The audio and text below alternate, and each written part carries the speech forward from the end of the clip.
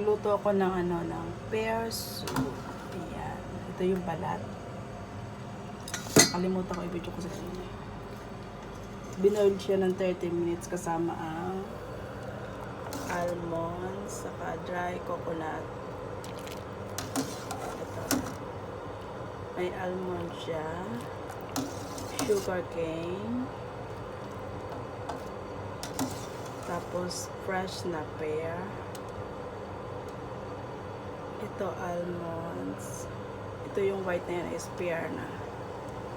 Tapos dry coconut. Ito. Yung puti na yan isa.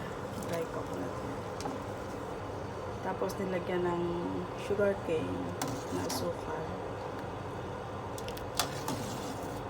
Pinakuluan ko ng 30 minutes. Kasi puro kami may mga tawag ito. May mga ubo. Maganda daw to sa ubo.